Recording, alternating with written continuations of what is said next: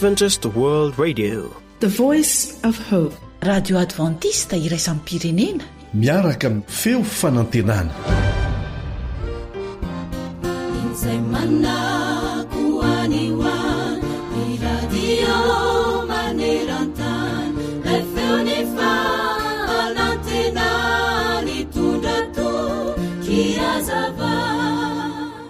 Indray andro raha nandeha teo amin'ny tanàna iray ty lehilahy lehibe iray dia sendra nahita zazalahy kely milalao papango. Rehefa tonga teo kaikin'ilay tovolahy izy dia gaga satria haijamba ilay tovolahy kely, izany hoe tsy mahita ny fandehan'ny papango izay lalaoviny akory. Nefa dia sambatra sy faly ireny fijery azy. Nanapa-kevitra ny anotany ity tovolahy kely milalao papango ity ilay lehilahy. Hoy izy hoe fa inona anaraka mahafaly anao nefa tsy hitanao akory ny papango izay lalaovinao izay misondrotra ambony diambony hatrany. Dia hoy ilay tovolahy kely, marina tokoa fa tsy mahita an'ilay papango manidina ny masoko tompoko, nefa fantatro amin'ny fihetsiky ny tady. Eniko mihitsy fa tena miakatra hatrany ny papango izay lalaoviko.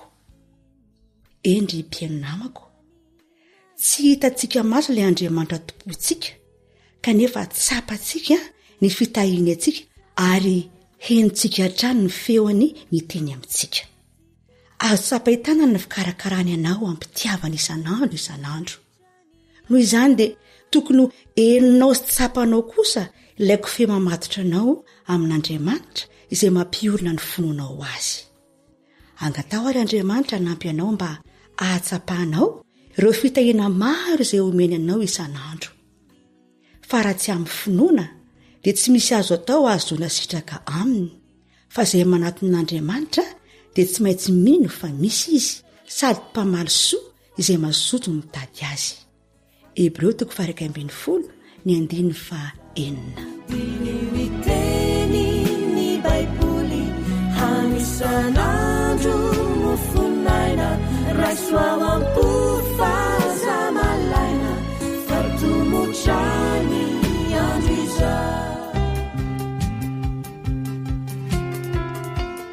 sakafo mahasoa, mahasalama, mahavelona, atolotry ny feon'ny fanantenana. Mankasitraka anao nanokana fotoana iarahana aminay amin'ny alalan'izao fandaharana izao. Fanja no hanolotra ny fomba fikarakarana sakafo anao eto miaraka amin'ny Sam isahana ny lafin'ny teknika.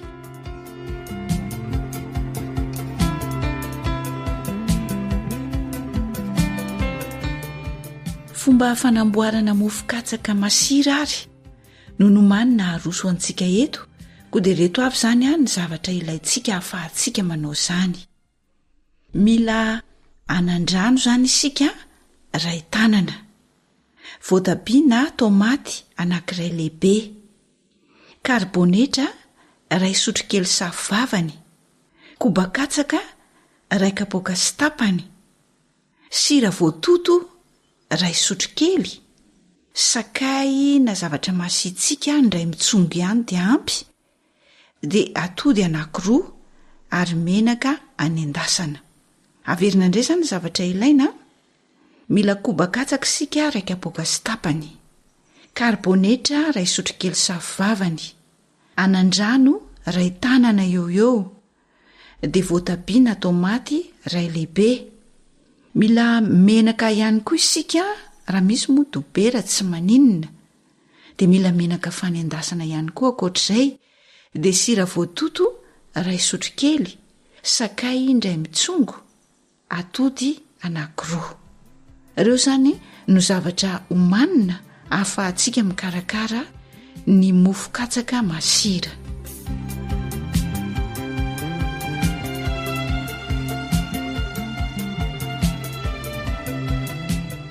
Rehefa voaomana ny zavatra rehetra dia ndeha isika hiroso amin'ny fikarakarana. Voalohany indrindra aloha dia sasana madio tsara ny anandrano sy ny voatabia. Rehefa madio tsara dia tetehana atao madinika dia madinika. Avy eo dia afanaitsika ny menaka ary endasina miaraka ao ilay anan-drano sy ny voatabia. Etsen-danin'izay kosa dia alaintsika ilay lafarinina na le kobakatsaka izany a, ray kapoaka sy tapany dia ampifangaroana amin'ilay karibonetra ray sotrokely savavany.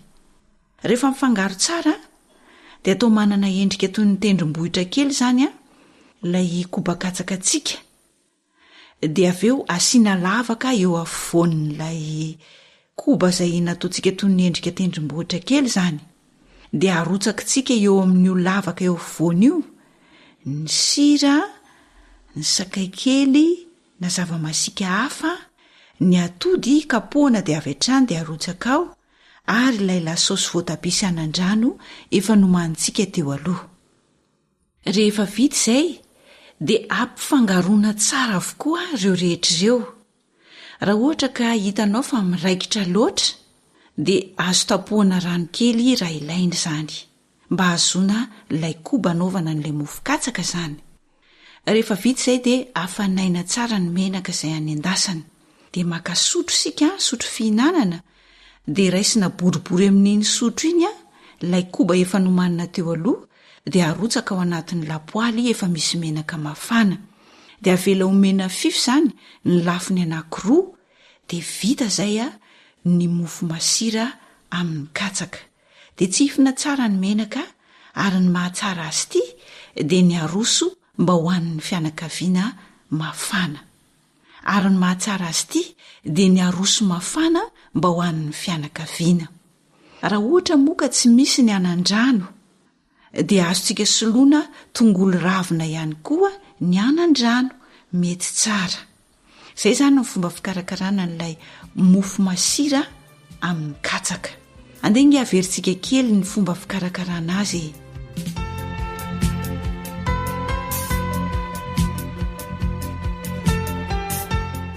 Sasantsika madio tsara izany ny anan-drano sy ny voatabia. Raha tsy misy moa ny anan-drano isika dia azo soloina tongolo maitso na tongolo ravina hoy isika ny anan-drano. Rehefa voasasa madio tsara dia tetehana madinika dia madinika. Avy eo dia afanaintsika ao anaty lapoaly ny menaka, arotsaka ao ny voatabia sy ny anan-drano, dia avelantsika mba ho mendimendy. Etsen-danin'izay kosa alaintsika ny kobakatsaka dia ampifangaroana amin'ny karibonetra. Rehefa mifangaro tsara izy ireo dia atao manana endrika toy ny tendrombohitra kely ny kobantsika, dia lavahana eo afovoany, dia arotsaka ao ny sira, ny atody, ny sakay na zava-masika fanaontsika amin'ny sakafo, dia ny lasosy voatabia sy anan-drano efa nomanina teo aloha. Rehefa vita izay dia ampifangaroana tsara amin'izay mba ahazoantsika koba masira miaraka amin'ireo laron-tsakafo efa nomanintsika teo aloha. Raha ohatra moa ka hitantsika hoe miraikidraikitra loatra ny koba dia tapohy rano kely raha ilaina izany. Avy eo dia afanaintsika ao anaty lapoaly ny menaka fanendasana izany, dia raisina boribory amin'ny sotro ny fomba fangalana n'ilay koba, dia iny no arotsaka ao anatin'ny menaka. Dia avelantsika omena fify tsara ny lafiny anankiroa, dia tsihifina tsara ny menaka, dia aroso mafana mba ho an'ny fianakaviana izany.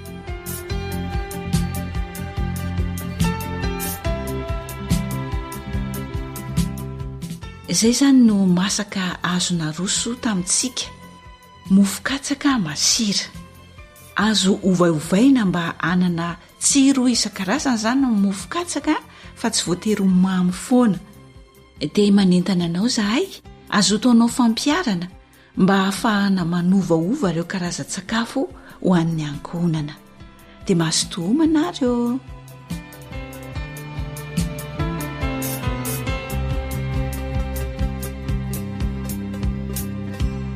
Ilay feo fanantenana.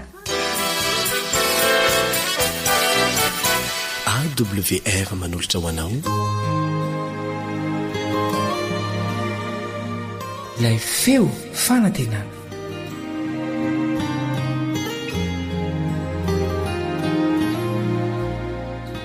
Ampandrosoa izy.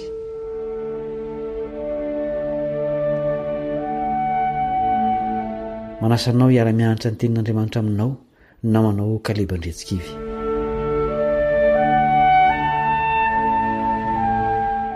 toejavatra mampalahelo no hoe tompony mangatakaty noho ny fitiavan'Andriamanitra ny mpanota izay nahatonga azy anompo fa tsy hotompoina dia nanjary to tompony nangatakaty teto amin'ity planety ity io Andriamanitra ny lanitra io azy zao rehetra zao nefa rehefa tonga tety izy dia sahirana nitady toeram-ponenana hatramin'izao izy dia mbola mitady olona hampandroso azy ao an-tranony sao dia maniry ny andray azy ianao hivavaka isika alohan'ny hanohizana izao dinika izao.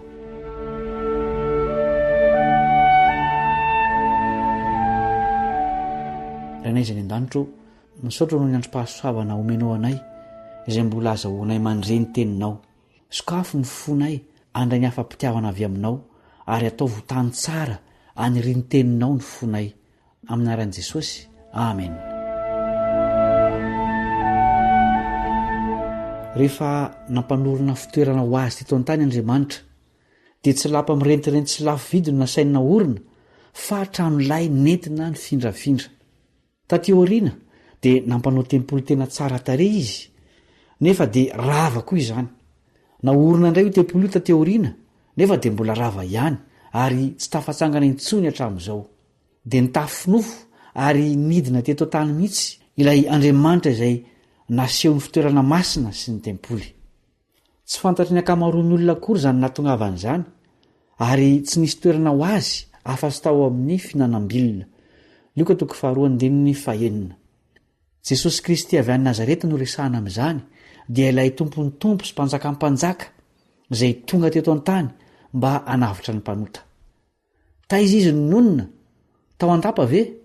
Tsia. Zao no navalin'ny mpanorandalàna iray izay nikasa anaraka azy. Mateo 7:20. Fa hoy Jesosy taminy, ny amboa manandavaka ary ny voromanidina manana fialofana fa ny zanak'olona tsy mba manana izay hipetrahany lohany. Tsy tonga hisolo eloka ny mpanota fotsiny Jesosy teto tany fa nanorina ny fiangonana ihany koa. Rehefa nandroso anefa ny tantara dia niova koa fiangonana naorina io. Ireo fiangonana fito tany Azia izay voasoratra ao amin'ny Apokalipsy 2:7 no mamitina ny zava-niseho teo amin'ny fiangonana teo amin'ny tantaran'ity planeta misy antsika ity. Jesosy no nanorina azy ireo ary naorina fonenany tahaka ilay fitoerana masina tany anefitra. Mahagaga nefa fa niova izy ireo, niaratsy fa tsy niatsara. Laodikia ilay fiangonana farany aza izay fiangonana amin'izao vanim-potoana farany amin'ny tantarany tany izao dia nahazo fanakianana mafy dia mafy. Tao milaza ny tenin'i Jesosy fa tsy monina ao anatiny izy. Hoy mantsy izy ao amin'ny Apokalipsy 7:20.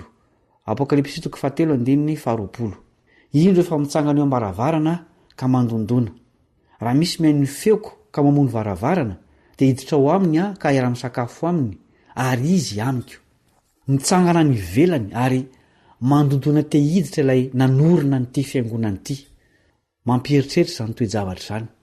Jesosy no nanorina azy nefa izy indray tsy tafiditra ao anatiny.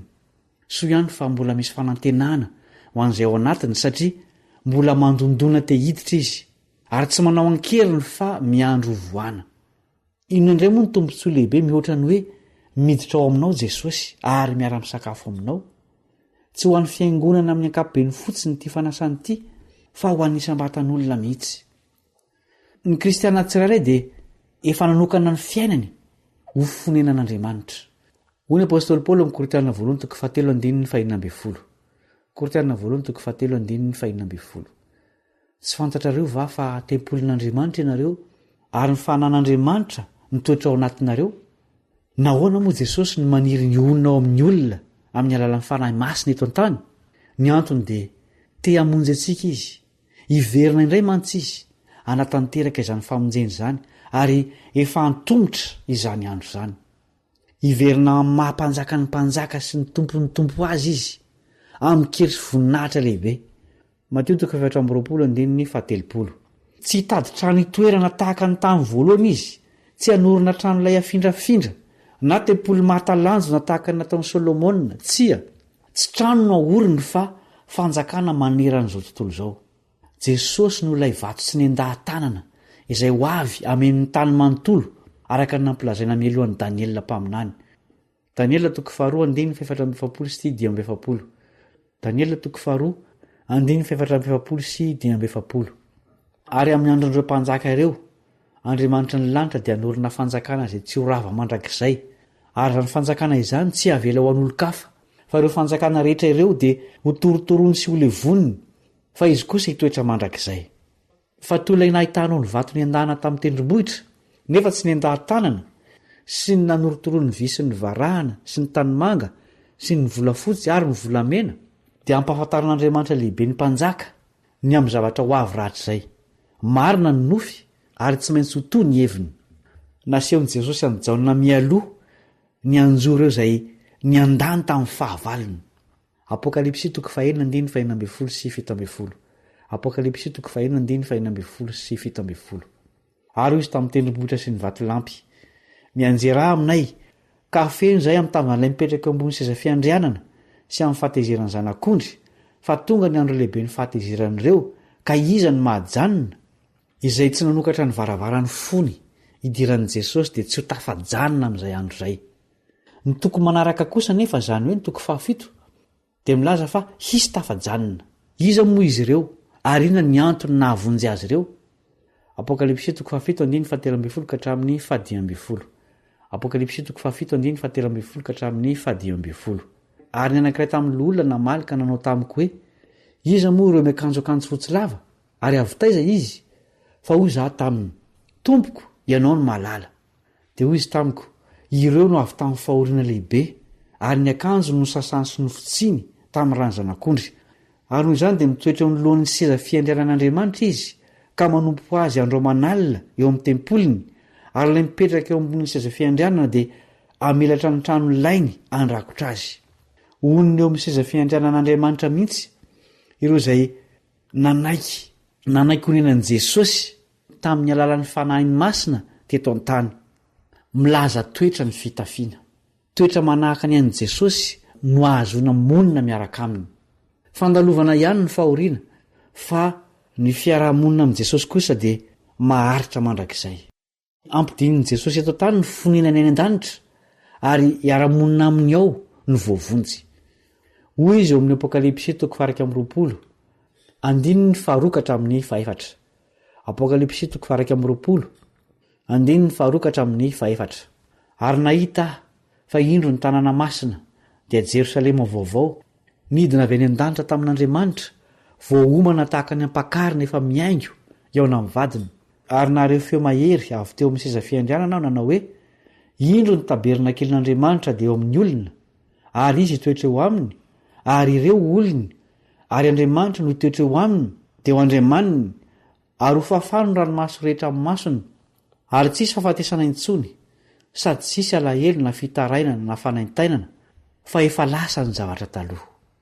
Ripany malala, azontsika tao ny ho tafiditra ao amin'izany fiainana feny fahasambarana izany, satria fantatsika ny fomba hatongavana any dia ny famohana ny varavarany fo mba honenan'i Jesosy dieny etỳ an-tany.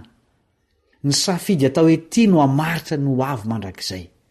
Meteza ho isan'ireo antsoin'i Jesosy hoe olona masina dia ireo izay mino azy sy mitandrina ny didiny. Apokalipsy 4:12. Hivavaka isika.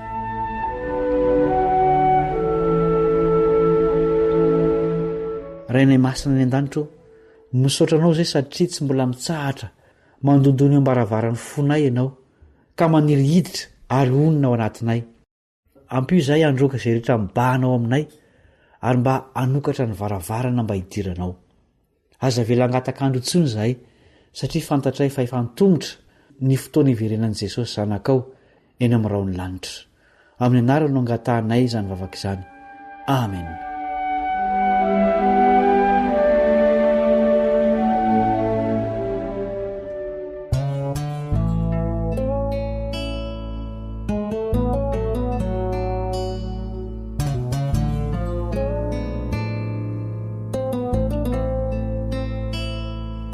Tarika hiraina.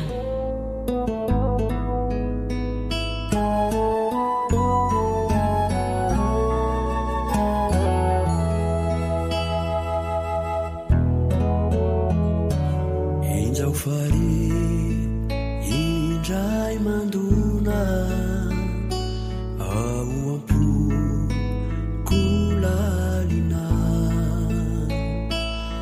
feolitompo miangavy mora ombavoay ny fonaoa ny tanany no mombay mivatsy fitsarana denjao fare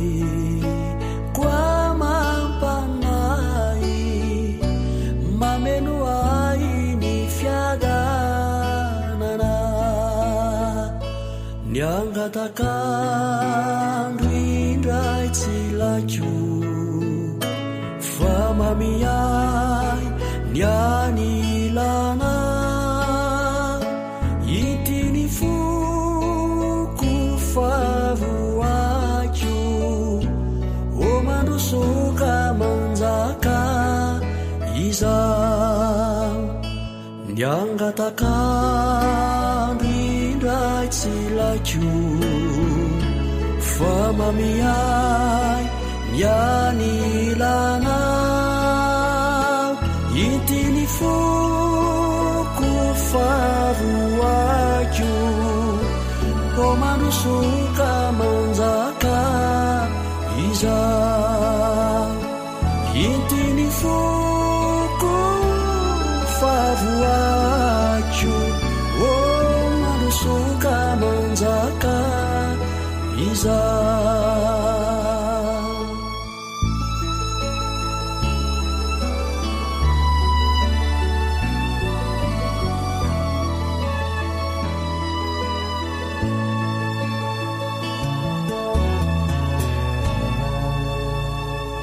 ankoatra ny fiainoana amin'ny alalan'ny podcast dia azonao atao ny miaino ny fandaharany radio AWR sampananteny malagasy isanandro amin'ny alalan'ny YouTube.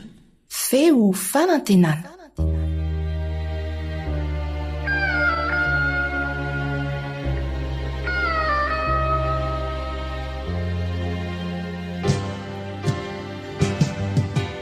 Feo ny piaino. Feo ny piaino.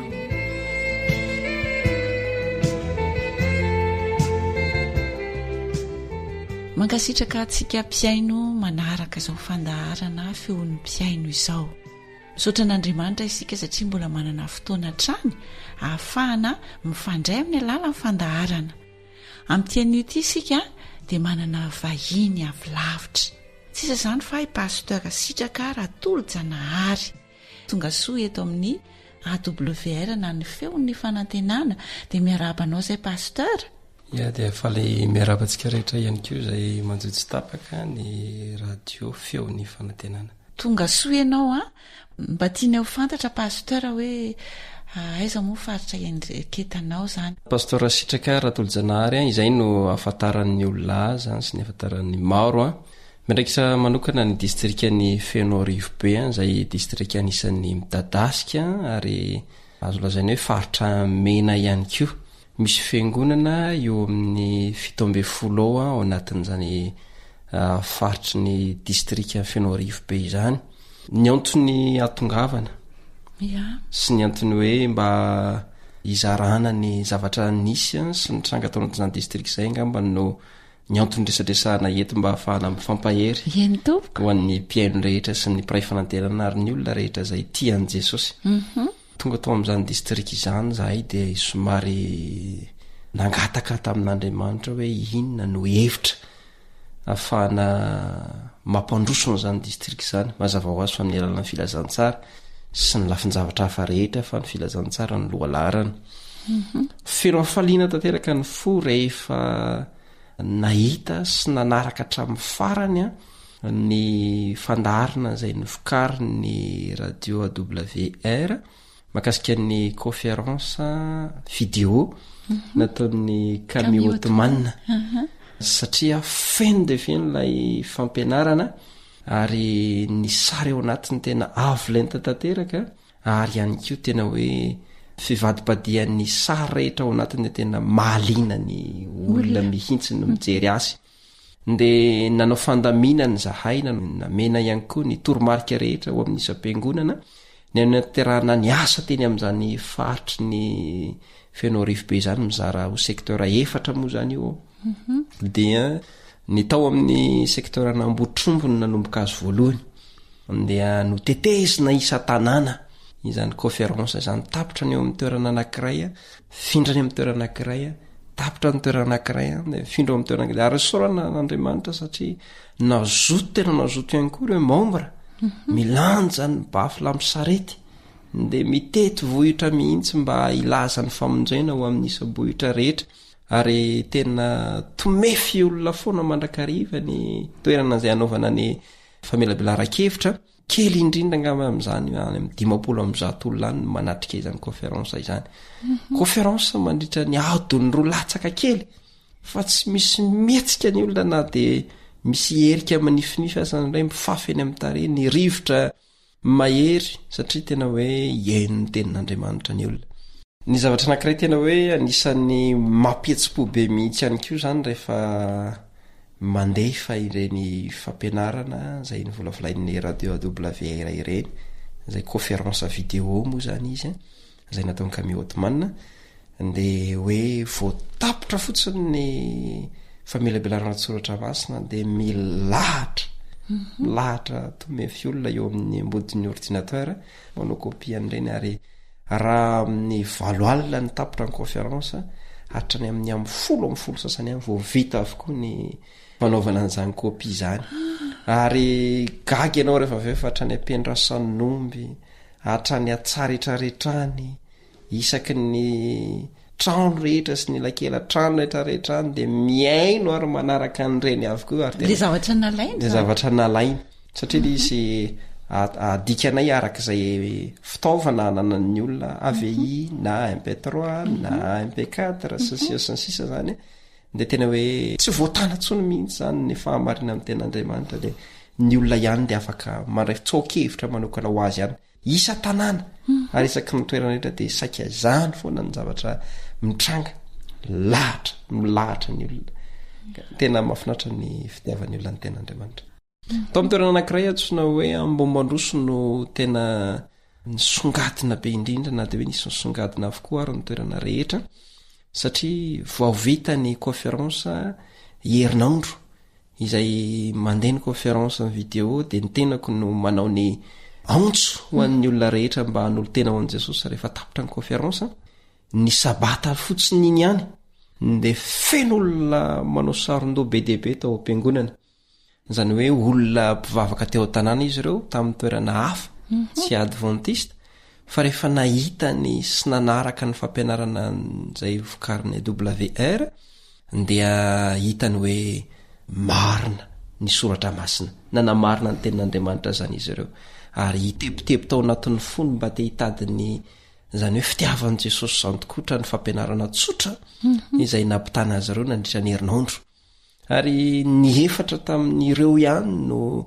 nanolo tena sahady natao batisa tamin'io rehefa nomanina sy nokarakaraina tsara izy ireo sy no adiadiana ny fandraisan'ny ara-panahy ny tanjany ara-panahy sy ny sisa dia naroso tamin'izany ranobatisa izany izy ireo afaka ray volana n'io sahady indray ihany koa dia nisy enina indray nanolo tena ho an'i Jesosy nanamarina ny tenin'Andriamanitra ho amin'ny ranony batisa ihany avy eo amin'ny fiangonana anankiroa izy ireo mpitandriny alahady avokoa izy ireo ary rehefa naraka amin'ny fahamarinana dia tapa-kevitra ny handroso hitandrina ny sabata an'i Jehovah koa dia ny ao ny azo atao dia makasitraka hatrany ny ekipany AWR rehetra mandany fotoana manolo tena ary ihany koa tena hoe manao ny fomba rehetra mba hatonga n'ireny fitaovany ireny hiparika eraky ny toerana rehetra mba hafahana mitoro ny filazantsara amin'ny olona rehetra ary manentana ihany koa an'ny rehetra mba hanjoitsy tapaka sy hanaraka n'ireny fampianarana izay mifony fahamarinana amin'ny ten'Andriamanitra ireny amin'ny fotsotra amin'ny saina mandinika lalina ary amin'ny fanapaha-kevitra entitra ny amin'izay fantatra hoe marina ary manasa n'ireo mpiara-miasa rehetra ihany koa ny ambadimbadika rehetra any mba tsy salasalany amin'ireny fitaovana ireny satria sady manamora ny asa no hita ihany ko hoe misy fahombiazana be ao ambadika zany rehetra izany. tena mankasitraka anao pasteur ny zara izany miara-miasa tsika ekipa ny feon'ny fanantenana koa tena misaotra indrindra nareo izay vonina hiara-miasa aminay sokatra mandrakariva ny varavaran'ny feon'ny fanantenana indray izay rehetra te hiara-miasa tompoko.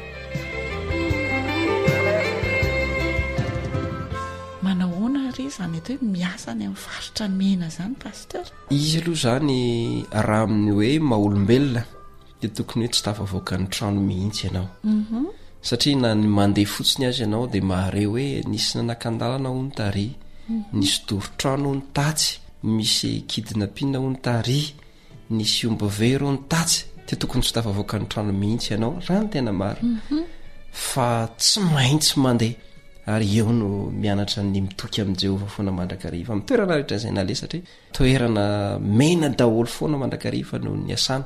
Ary ny zavatra mahafinaritra ihany koa azahay zany rehefa manao conférence ohatran'ireny dia ny olona mihazakazaka be daholo zany manao kopia n'ireny fampianaran'ireny anatin'ny karta, ny anatin'ny flash disk, ny anatina telefona sy ny sisa sy ny sisa. Na mandeha any azy ianao dia hita hoe fa manefy ny olona tsy kelikely ny anko ny tenin'Andriamanitra dia matoky amin'i Jehovah ianao amin'ny zavatra rehetrarehetra matoky amin'i Jehovah fotsiny izay ihany ny azo atao. Zay ny lehibe indrindra eny ary misaotra indrindra tompokony amin'ny fizarana n'izany fanandramana lehibe izany sy ny fampahirezana ho anay, fampahirezana ho an'ny mpiaino rehetra koa. Mialohan'ny isa rahantsika pasteur misy avatra fe azonao apetraka. Ny tenin'Andriamanitra dia tsotra kanefa fanilon'ny tongotra sy fanazavana ny lalantsika mandrakariva izy io. Andao tsy hovariana amin'ny zavatra madera mora tazamina sy mora jerena kanefa mifony fitaka ihany indraindray fa andao hihinana ilay tenin'Andriamanitra marina ary amin'ny andinika tsara izay lazain'ny tenin'Andriamanitra dia andray azy ireny apo ary anao ny fomba rehetra ihany koa mba hatonga an'izy ireny tena ho fiainana satria natao fiainana ho antsika izy ireny voalohan'izay. Ary faharoa manarakaraka an'izay mampahery ho an'ireo izay mpitoro ny filazantsara rehetra ihany koa mba havita be tsy ho kivy ampandehanana ary ihany koa izay rehetra fa natomboka dia ho faranana mandra-piavin'i Jesosy ary mahereza mandrakariva ho an'ny rehetra ary ingany mba samy arabaina ho tonga soa avokoa itsika rehetra rehefa tonga tsoeliny amin'ireo lanitra Jesosy Kristy ka ho voaray ao anatin'izany itsika asa misy kivy andarana mihitsy fa maherezatra ny fahavelona ny Andriamanitra ivavahantsika ary mambomba antsika amin'ny fotoana rehetra izy. Sanatria ny vava misy fahotana mety hoe natafalatsaka miarena indray fa ho Jesosy Kristy manao hoe izay manantona dia tsy mba ho laviko mihitsy. Misaotra tompoko. Dia misaotra indrindra tompo.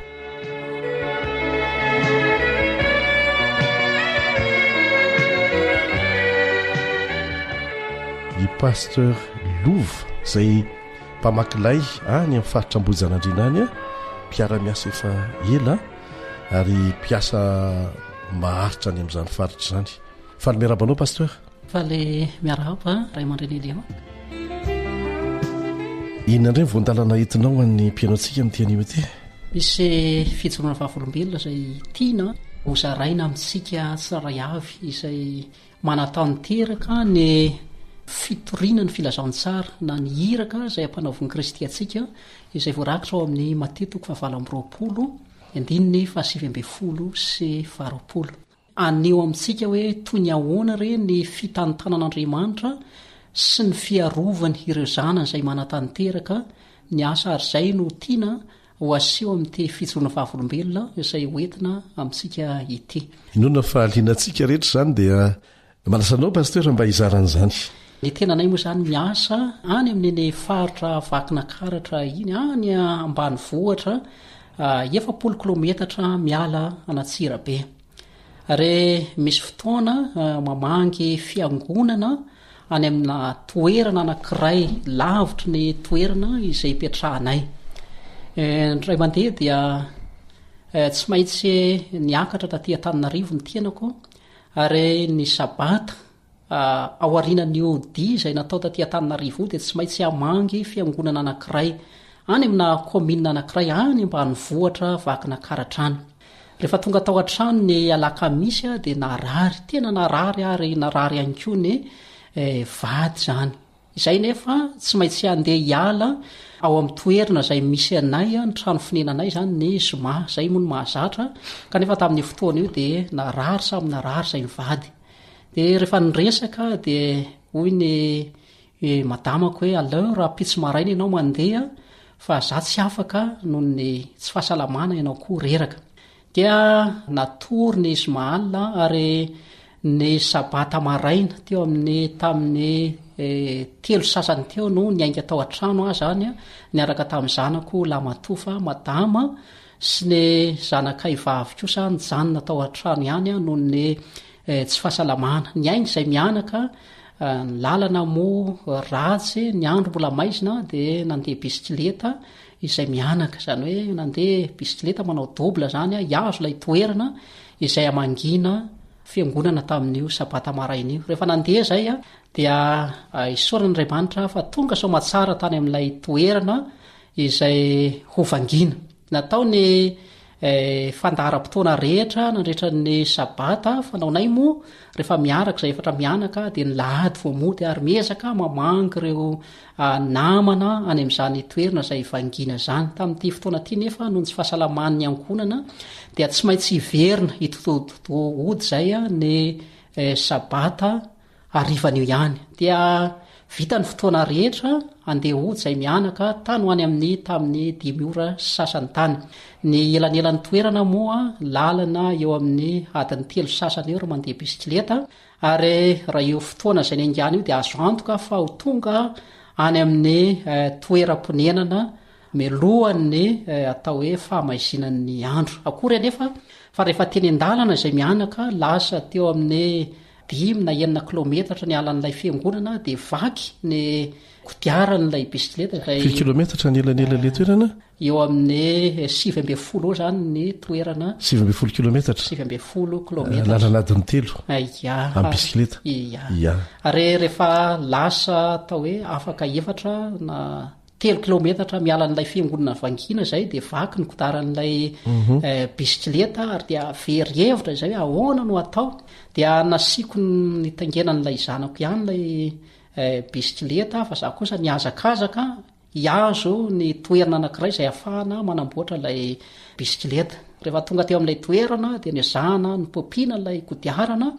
ary lasa izay nandeha iazo ny toerana izay odina rehefa afaka 2 kilometatra ny alan'ilay toerana nahafahana ny popy an'ilay bisikileta dia very tanteraka ny rivotra zany hoe vaky tanteraka zany lay kodiarana kanefa izay tsy afaka nanapitra atsony fa tena ny pompiana fotsiny teo dia nivavaka izay ahoana no atao a neny marary any an-trano isika nefa tia vaky ny kodiarana raha andehanana dia tongotra lay lalina dia azo antoka fa any amin'ny 7 ora alany vao tonga ny an-trano ny olana nefa dia zao misy toerana zay mangina feno ala zay tsy maintsy vakinay ary raha toka aorinany amin'ny 9 ora sasany mandalo an'io toerana io dia tsy maintsy voatafika izay satria toerana zay tena be mpanafika ny fiara zay mandalo aorinany amin'ny 9 ora sasany dia voatafika avokoa ny mpandeha tongotra zay mandeha amin'ny toerana io aorinany amin'ny 9 ora sasany dia tsy maintsy voatafika ny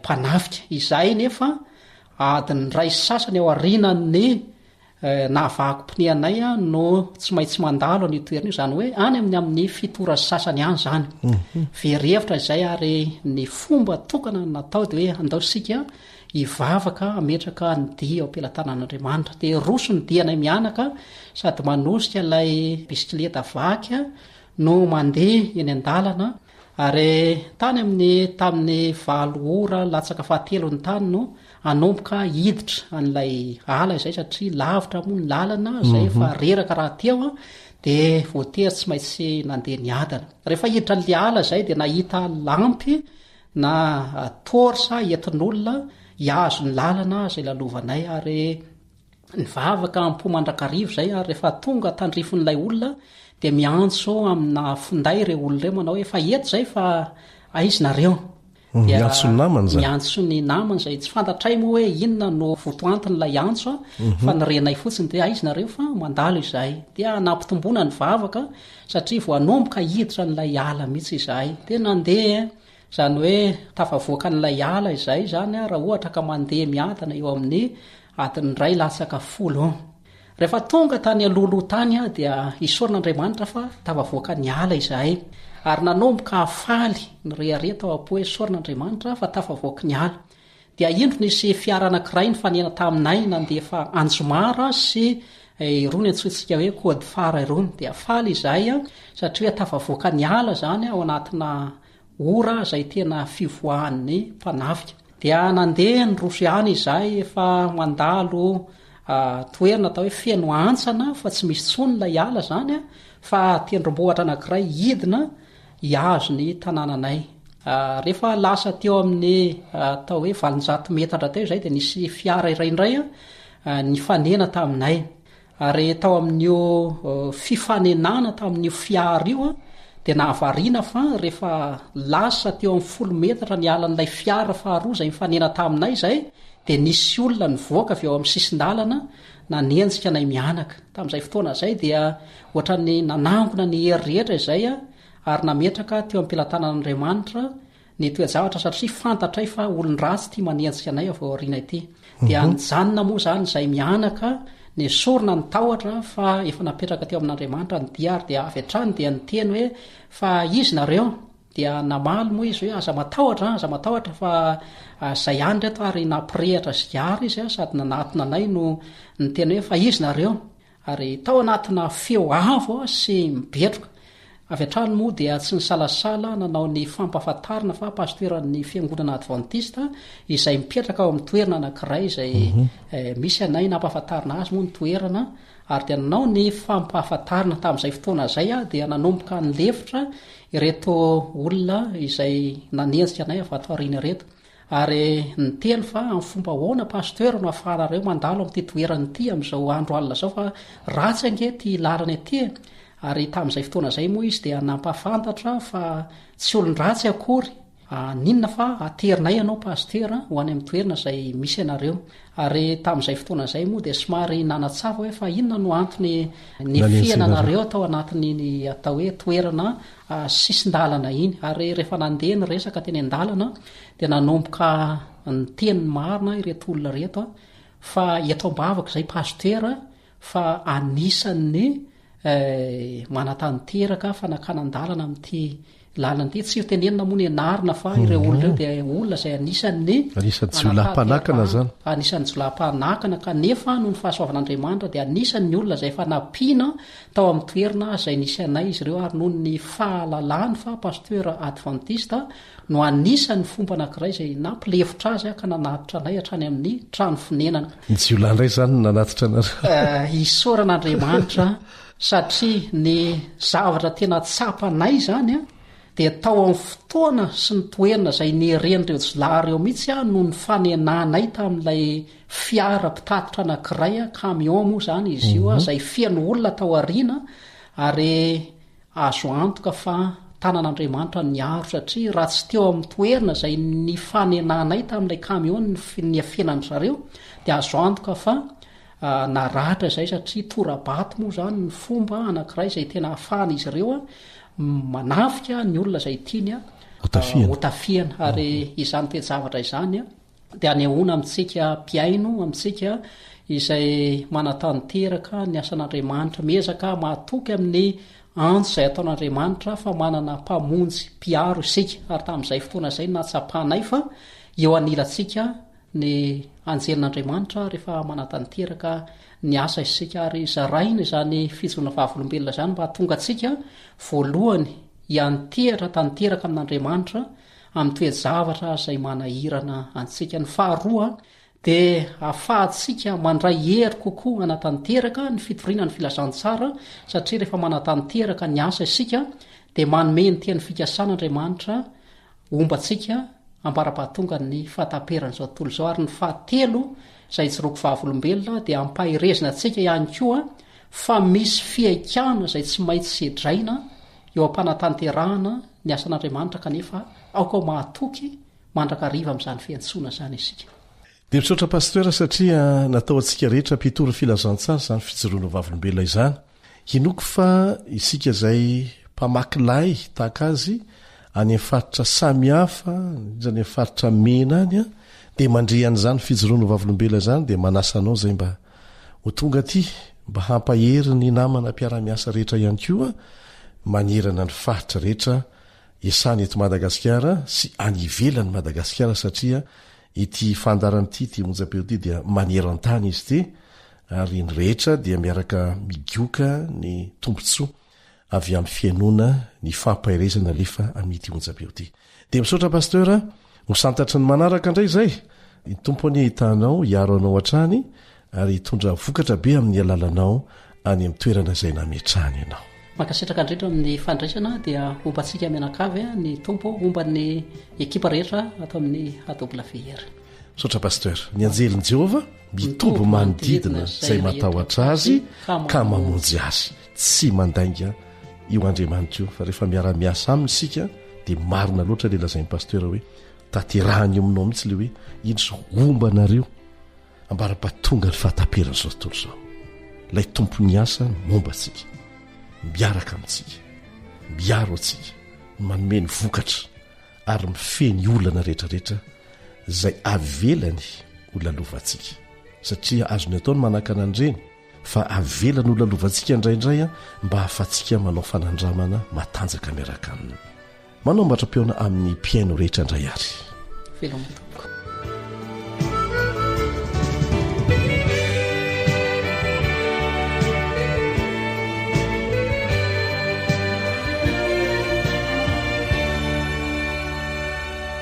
raha misy fanontaniana tonga ao an-tsainao na misy antombavaka angatahanao amin'ny fotoana rehetra na koa misy fijoroana ho vavolombelona azonao zaraina dia manorata amin'ireto adresy manaraka ireto: page Facebook feo fanantenana na ny laharany finday 034 06 797 62 032 75 379 74.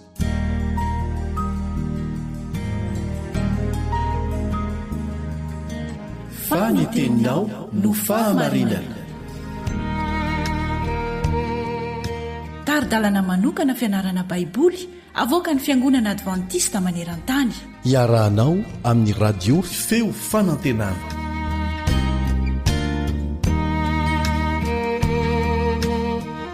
Efa tsy mahandro mihitsy ny ionako aminao amin'ny alalan'ny fiarah-mianatra ny soratra masina tahaka izao.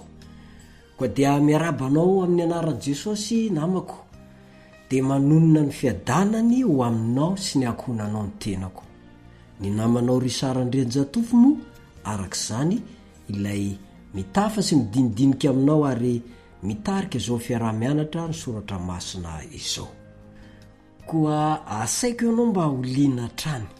Mazava ho azy moa fa hianatra an'ireo loha hevitra ao amin'ny filazantsarany Jaona isika mandritra ny herinandro maromaro ary ny iarahnao amiko dia hijery makasika an'ireo ambadiky ny tantara isika. Fa androany zany dia ilay teny avy any an-danitra tamin'ny voalohany ilay teny avy any an-danitra. Mialohan'izay aloha dia tsara trano no iarahantsika mivavaka ametrahana izao fiarah-mianatra ny soratra masina zao hoe ampelantanan'Andriamanitra ivavaka isika.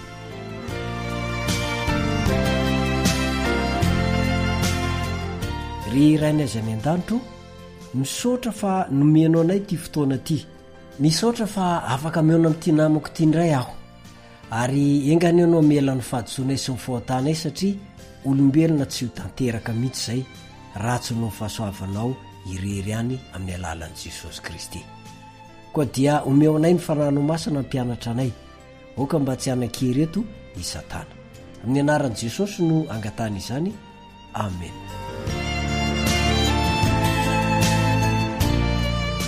Tamin'ny voalohany ilay teny avy tany an-danitra.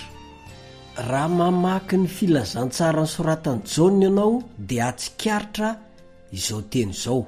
Jaona toko voalohany andiny voalohany. Tamin'ny voalohany ny teny ary ny teny tao amin'andriamanitra ary ny teny dia andriamanitra. Tena ampasahiana tanteraka no nanambarany Jaona tsy nisy fisalasalana mihitsy, mazava ary tena miezinezina mihoatra n'ireo boky hafa ao amin'ny baiboly fa io Jesosy io de tena andriamanitra. Miara-mieka isika fa i Jesosy ilay teny tonga nofo de voalazan'ny 1:1 io de andriamanitra izy osy. Tena misy hevitra lalina saritakarina ho antsika ao anatin'ny fehezanteny kanto anankiray io. Voalohany, ny tantara famoronana no notondroan'ilay mpanoratra amin'ny filazantsara eto ao amin'ny Genesis 1:1.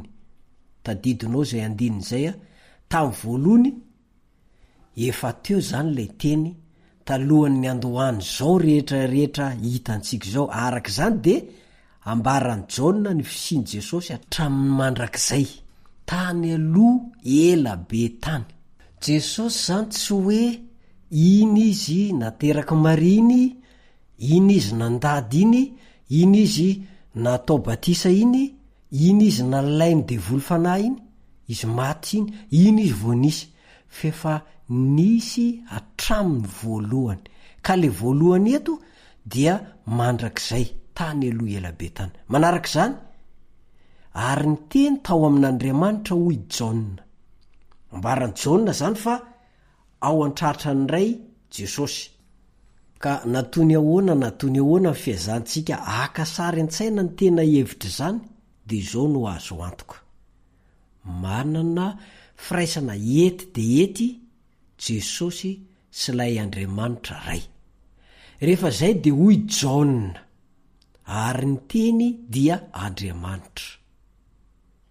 Ahoana moa no mahatonga ny teny sady tao amin'Andriamanitra izy no Andriamanitra? Ao amin'ny dikateny Grika no ahitana mivaliny zany. Manana mpanoritra voafaritra ny teny Grika, le amin'ny teny frantsay no azo ndikana azy. Saingy tsy manana mpanoritra tsy voafaritra hoe un na une amin'ny teny frantsay kosa. Ny zava-manandanja ho antsika araka izany de ny fanoroan'ny mpanoritra voafaritra Grika ny zavatra na olona iray manokana. Misy mpanoritra voafaritra amin'ny teny hoe ny teny tao amin'Andriamanitra, ny teny hoe Andriamanitra no soritany, zay manondro persona iray manokana izany, ny ray.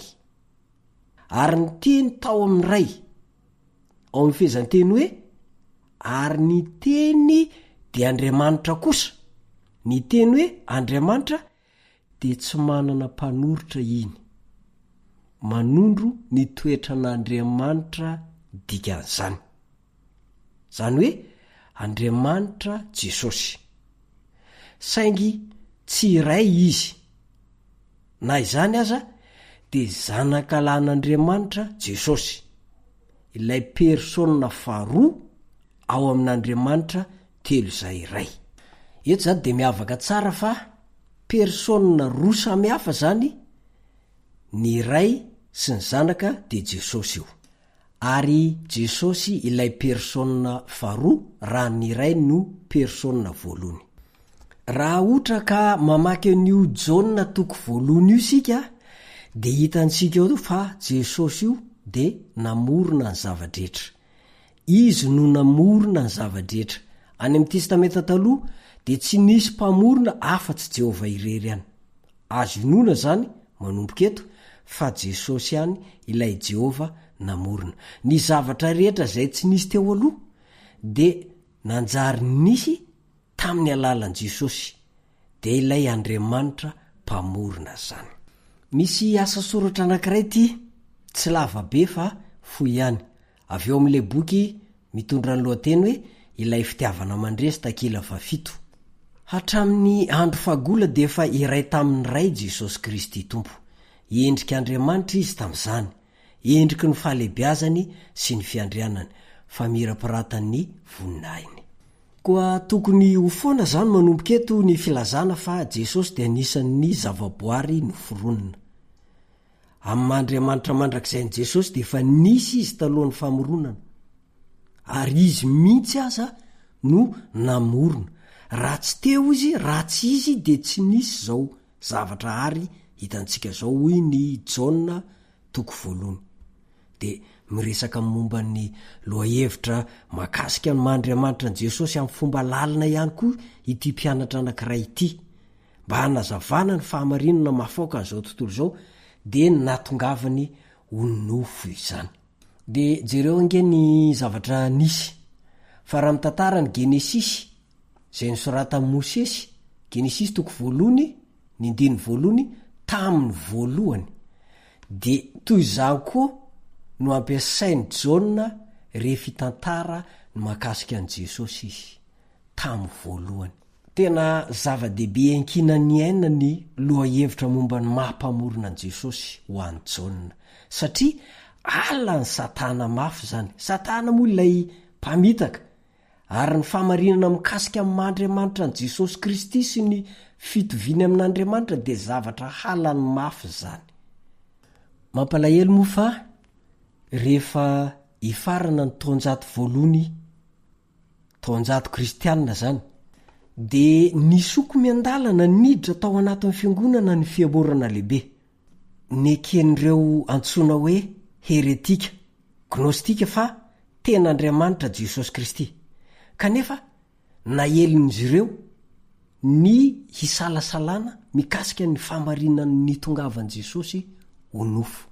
30 taona taorianany nanoratana ny filazantsarany Matio, filazantsarany Marka ary ny filazantsarany Luka moa no nisehony izany toe-javatra mampididoza izany. Arak'izany dia nitondra fahakiviana teo amin'ireo mpino ary nampihena ny ampanan'izy ireo mihitsy izany.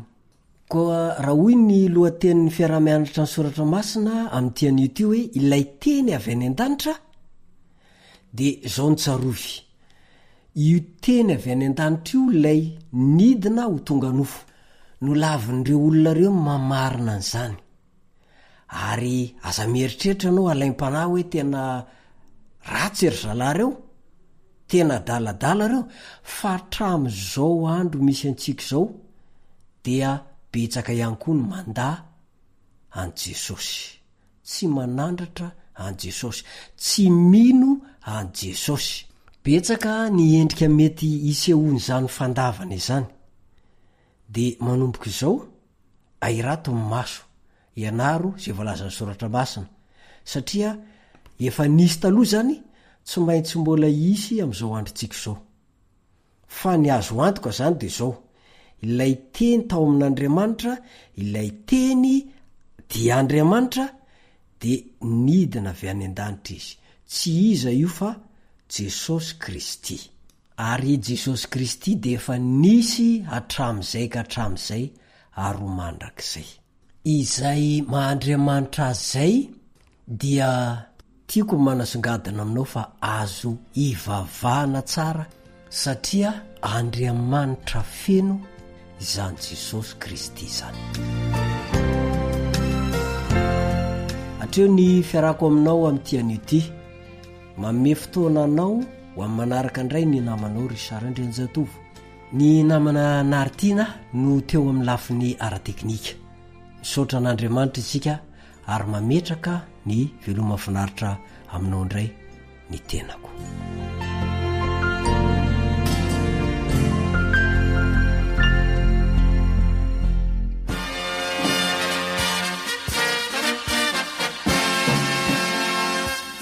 Adventist World Radio, The Voice of Hope. Radio feo fanantenana. Narahanao teo ny fandaharana no vokaly ny feo fanantenana amin'ny teny malagasy izay azonao averina sy alaina maimaimpoana amin'ny alalan'ny YouTube, Facebook, feo fanantenana. Mirary 420 ora finaritra ho anao ny AWR